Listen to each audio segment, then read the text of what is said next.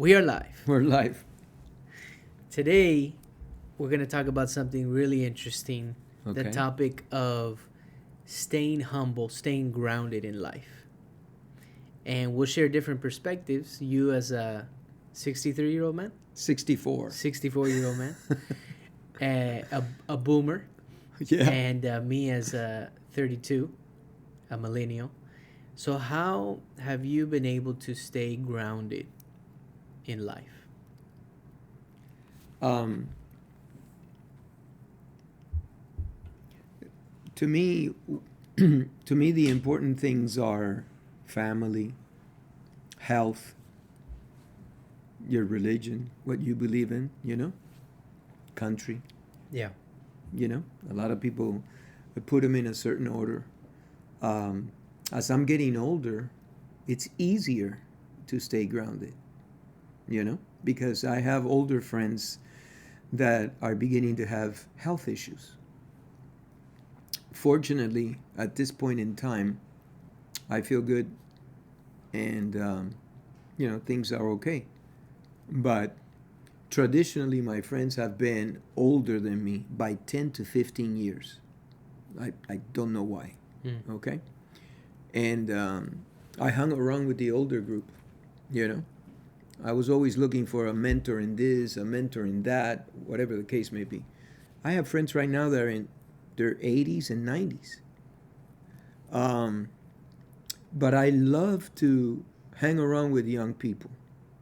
I have, thanks to you, I have a lot of young people that hang around with me. And that is very important because although the older have the wisdom, the younger have that hunger and that thirst for knowledge, and they're go-getters and so forth. And so I admire that in young people.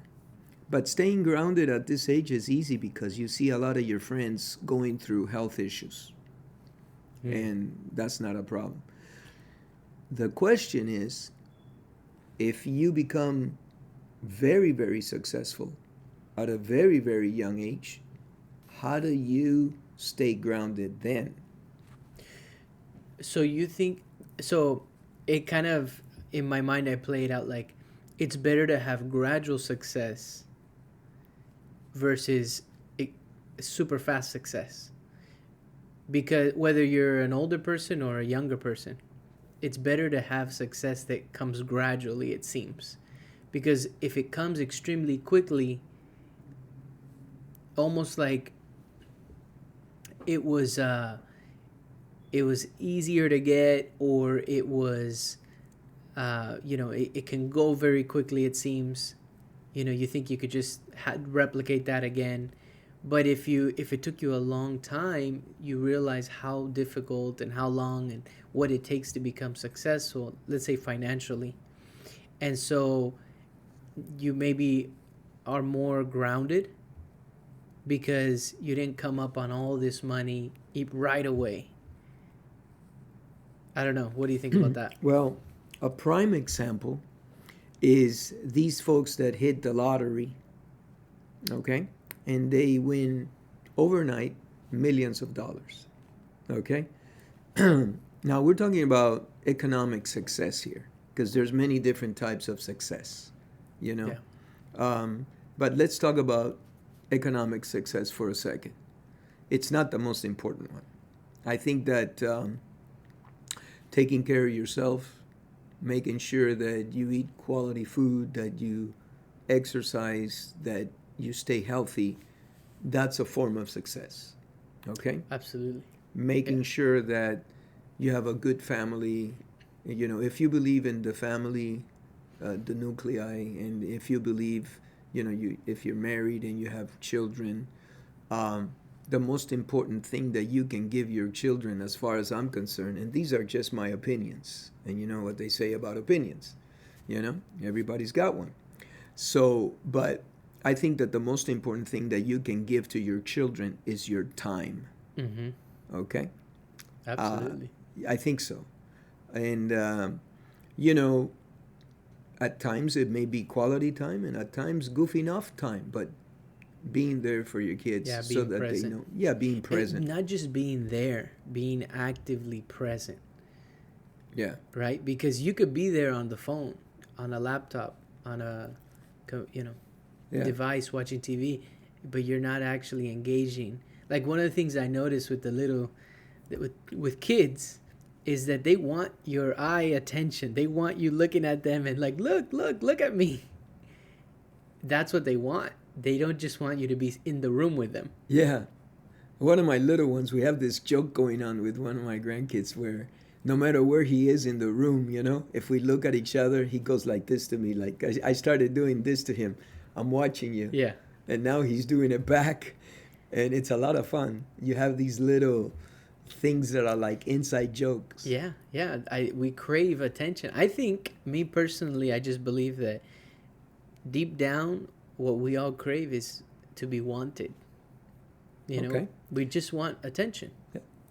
But getting back, for example, these people that win the lottery and they win millions overnight. But that's not success. Well, but they end up losing it. Yeah, And it no. goes back to the point that you were mentioning, growing over time. But I would more relate to somebody. I think the better comparison would be like somebody that builds like a Facebook, for example. These are not that common, right? But you have a Facebook or a Microsoft or an Apple. They work their butts off, but they achieve huge financial success at a very, very young age. But they did have to work it, because the other one, you're just winning the lottery. So you never learned how to manage money or how to work, or you just won the lottery. It makes sense that they're going to lose it because they don't know how to spend it. Correct. And then all of a sudden, when you come on success, people come out from the woodwork and have opinions and, hey, you should invest here. Hey, you should invest there. So how do you stay grounded? Yeah, because you're saying let's it's pick easy. a person, a young man or a young woman in their early 20s, 23, 24. Well, let's talk about you. I could share my experience because everybody has their own experience, but how did you stay grounded, let's say, in your 30s, in your 40s, when a lot of people, you're saying it's easy now in your 60s, but what about in your 30s, in your 40s, in your 50s? What did you do? Was it just reminding yourself that what's most important to you is family, health? How did you do it? Well, my background, I came from a communist country.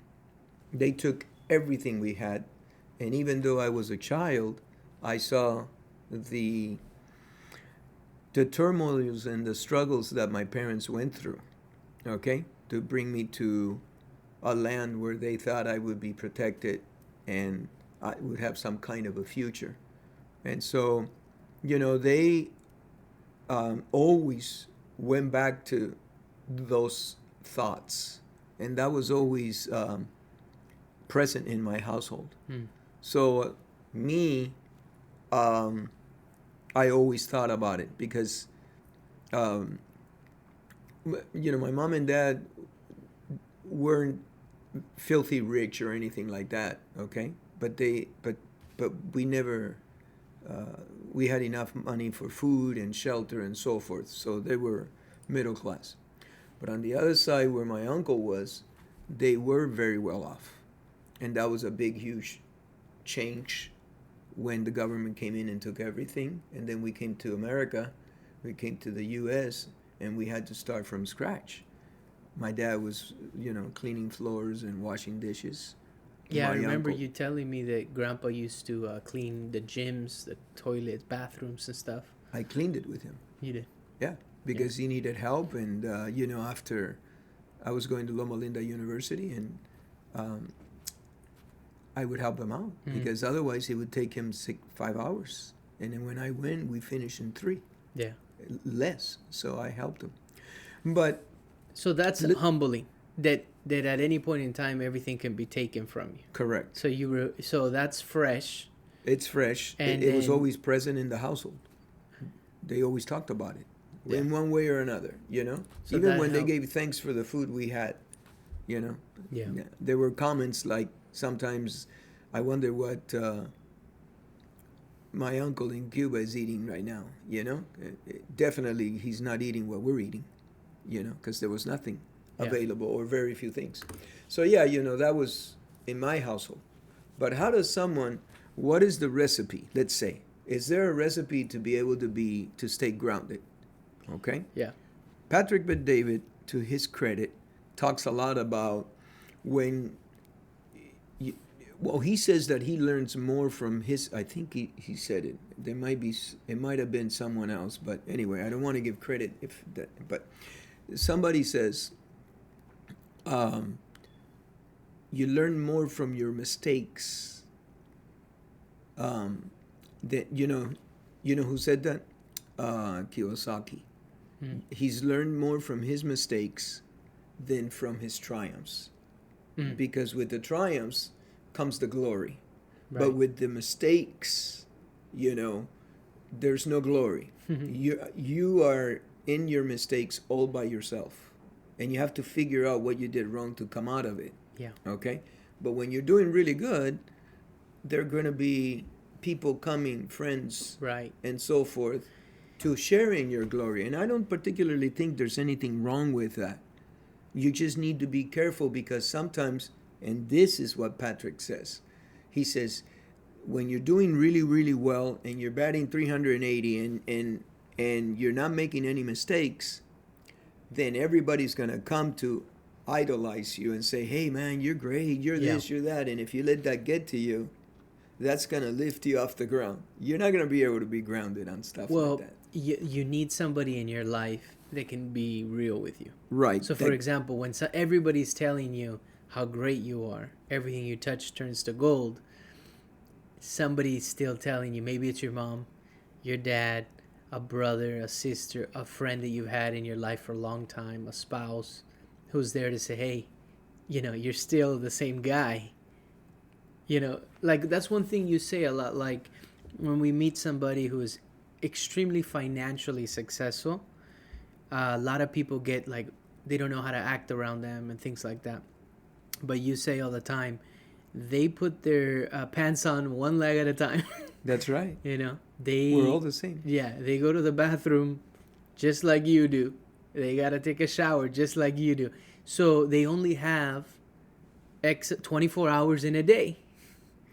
So it puts you kind of back to, they've done something special, but they're no different in the sense of we're all human. We're just trying to figure things out. They have the same amount of time that you do on this earth. Right. More or less. And what do you think, because when we say grounded, like, for example, on social media, you see a lot people buying Lamborghinis, Ferraris, Porsche. You see the watches, everything that's flashy, because that's what tends to trend in the algorithms. Correct. How does that relate to staying humble from your perspective? It makes it... these are toys. Staying grounded. Yeah, these are toys in life. If they're really not necessary. You only need one watch. You don't need 50 You don't even watches. need a watch. You don't even need a watch.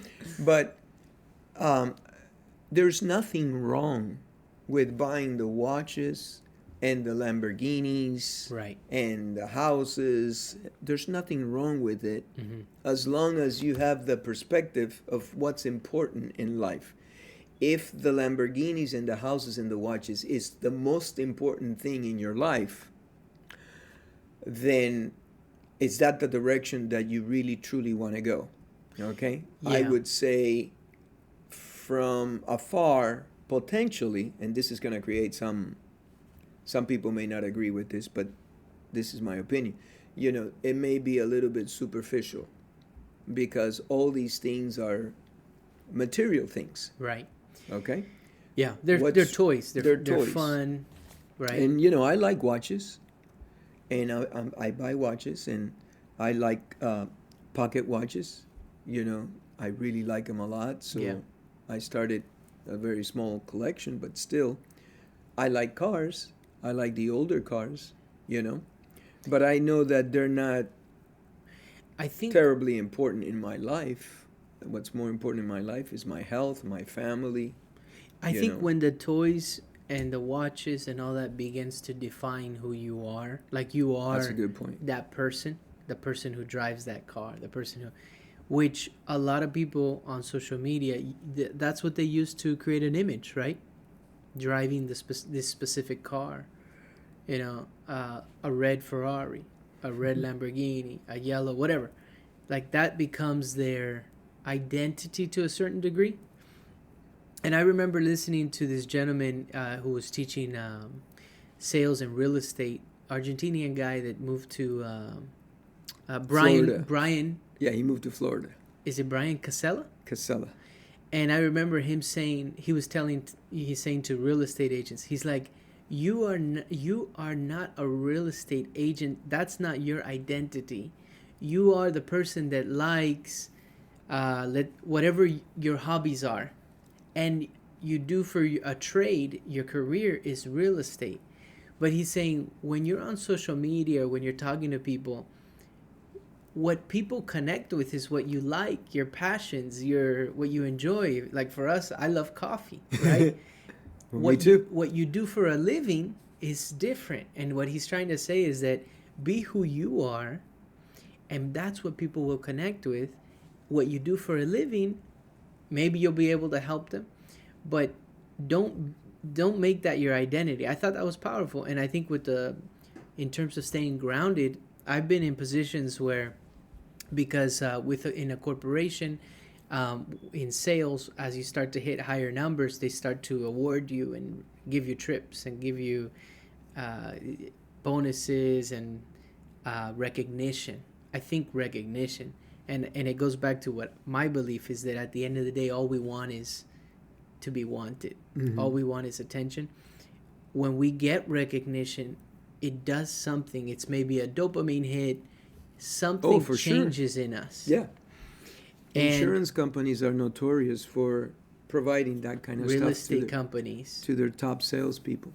Yeah. I think any company, probably pharmaceutical reps have, No doubt about it. And so when you're on a stage, I never went on a stage, but when you're put up in the lights, it does something to your ego. It challenges it, because you start to believe what everybody's saying, that you're great, great, great.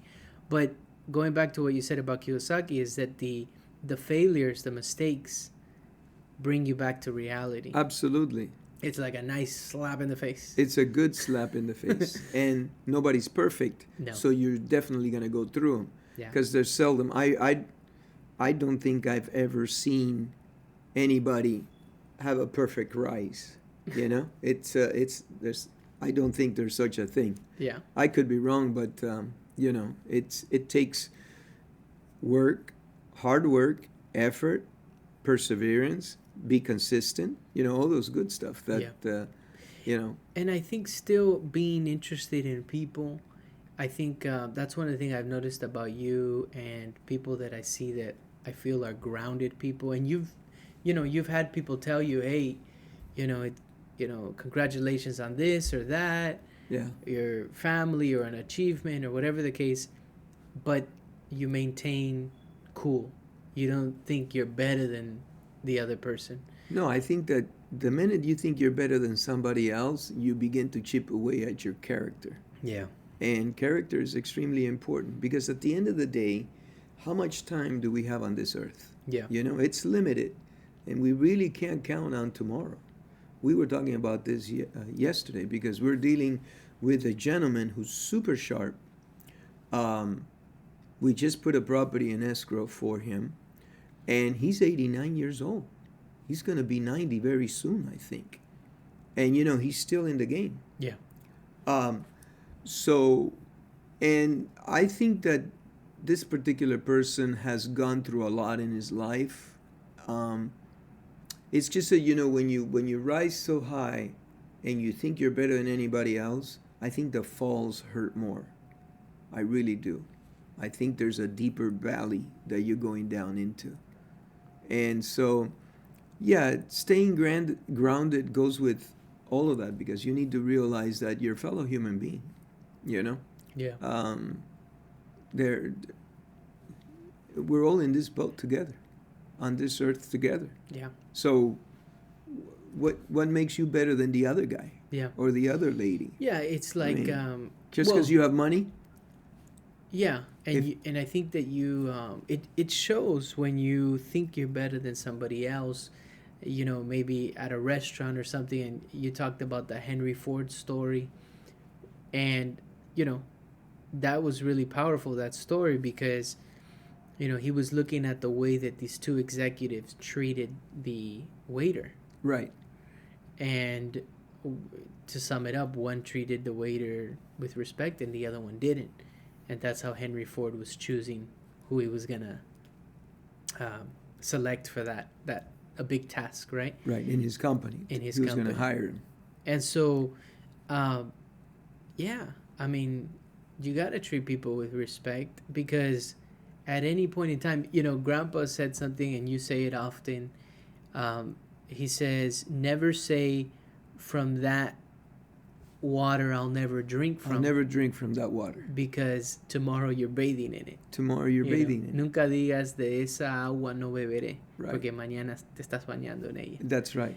And see, those are the kind of things. That's why being never say present never. with children. Yeah. Being present with your children is so important, because these are the kind of things, these are the sayings. Look, you remember that from Grandpa, right? Yeah.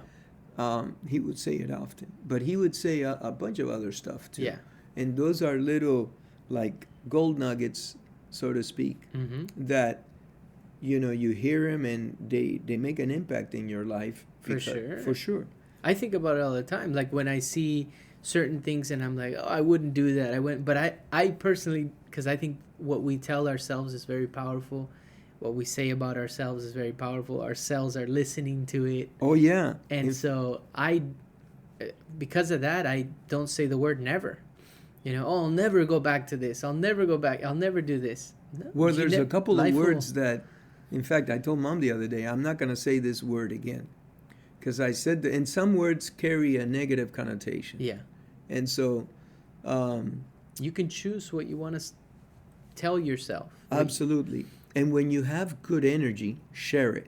Yeah. Like yesterday when we walked out of the escrow, I was on such a high. I just didn't fit in the car. And the first thing I did was call my seller. And I said, look, I don't know if this thing is going to close, but I'll tell you right now, the energy is absolutely fantastic right now. Yeah. Everybody's thrilled. The buyer, the seller, everybody that's been involved in the deal, Yeah. And to get all these people come together from different specialties in life, okay? And everybody's on a high, Yeah.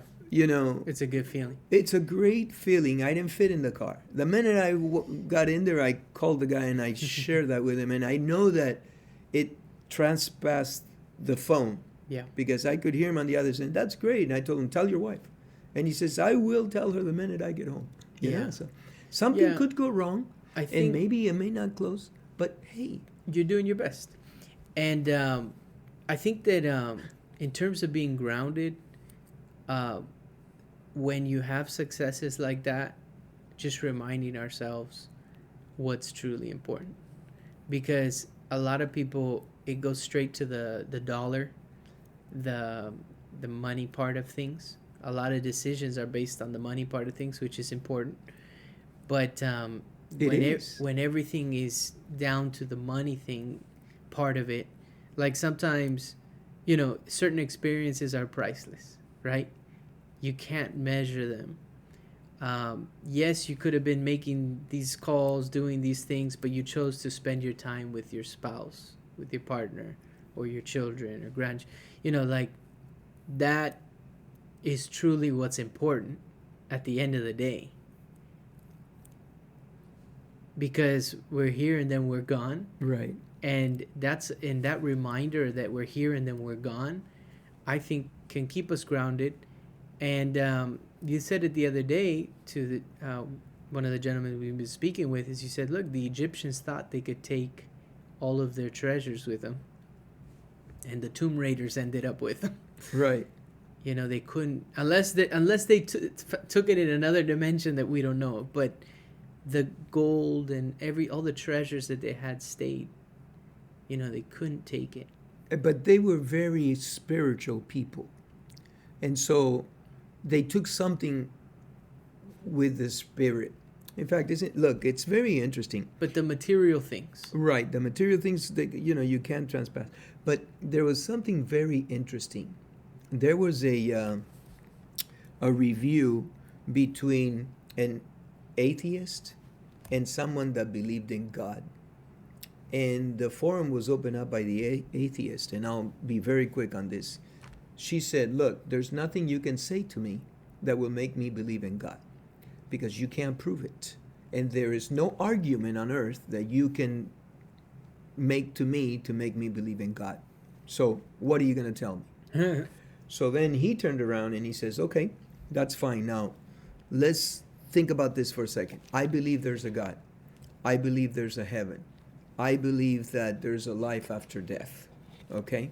All right.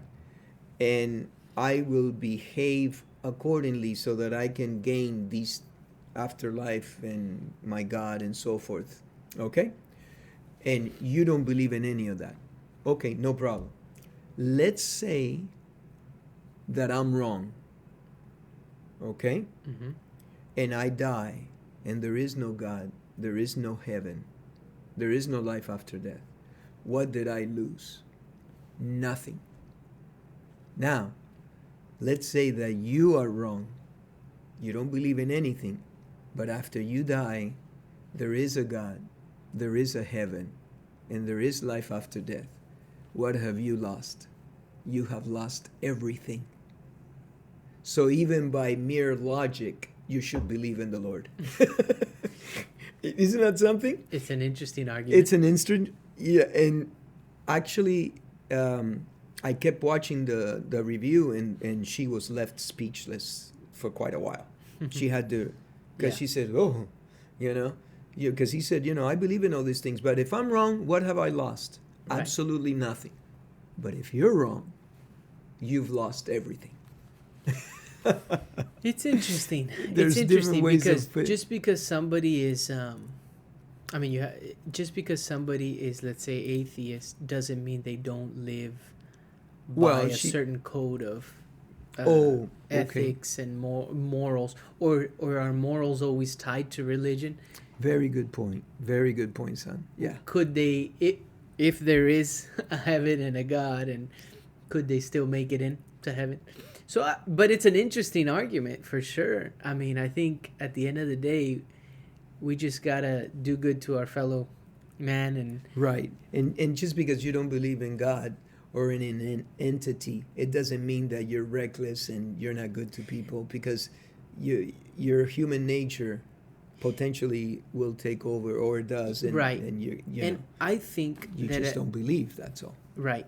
And I think at the end of the day, one of the things that, let's say, I try to think of to try and be grounded and humble and those things. And, I have lived a lot less years than you have. But one of the things is actually half. Yeah. I'm exactly half your age, right? Yeah. Yeah, I'm exactly half your age. Whoa. So one of the things is that, like, the more I study about life, and now I'm taking this gardening class, right? God.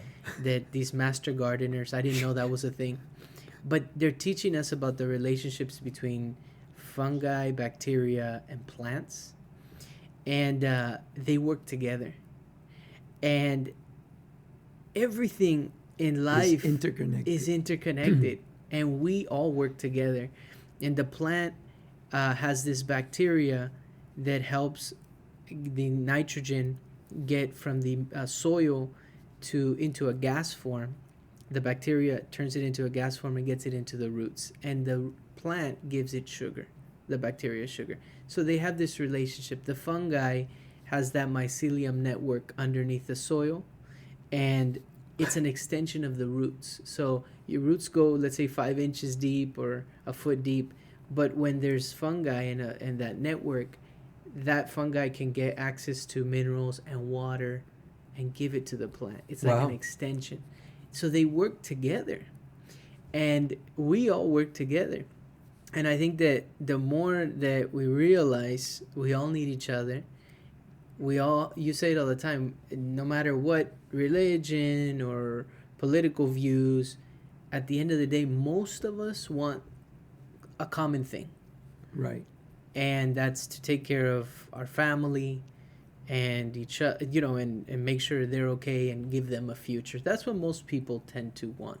Right. And so with that, it's humbling. It doesn't matter what part of the world, and being able to travel was one of those things that opened my eyes to that. Sure. Also, the way we live, the way some people live, but and an appreciation for things. Right. Right. In fact, we just fixed. I mean, this is crazy because I'm jumping, but we just did a major plumbing job at one of the buildings, and the gentleman that was doing that, his parents are from Cambodia, and he was telling me stories of how they came over and so forth, and a very down to earth, very humbling experience that he relates to what his parents went through. Mm-hmm. Now that's very present in his life. Yeah, it's fresh. Yeah. What happens to the next generation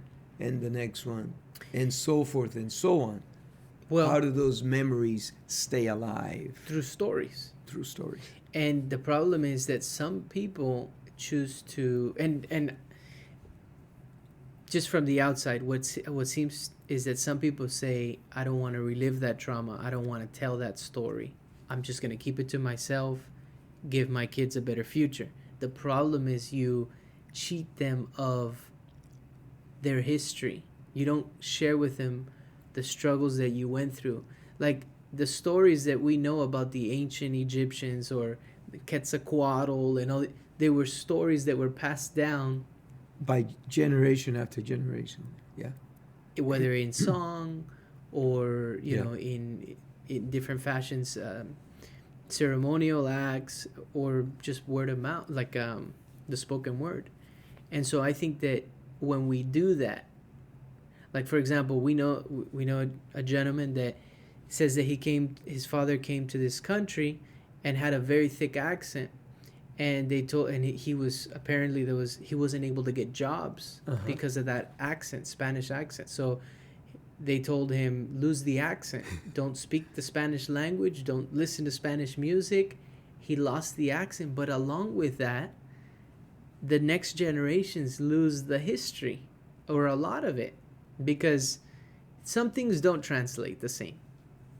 Some things don't. And I was sharing with you the other day, and this is not a judgment or anything, but if a grandfather who's lived so much speaks only Spanish or whatever language, and their grandchild cannot speak that language, you lose the information that could be passed down. And there's just no other way around it. And that's, I think, what sometimes happens, is that the only way for that story of your friend from Cambodia is to continue to share it. And even though it's painful, you have to share it, in my opinion. Some people would disagree with you. Yeah. No, for sure. But it's how you keep the story alive. Yeah. And how you know where you actually come from. Some people, that history is lost, and that's part of your identity, Right. So you want to wrap it up there? Sure. Cool. Well, thanks for sharing your 2 cents. Thank you.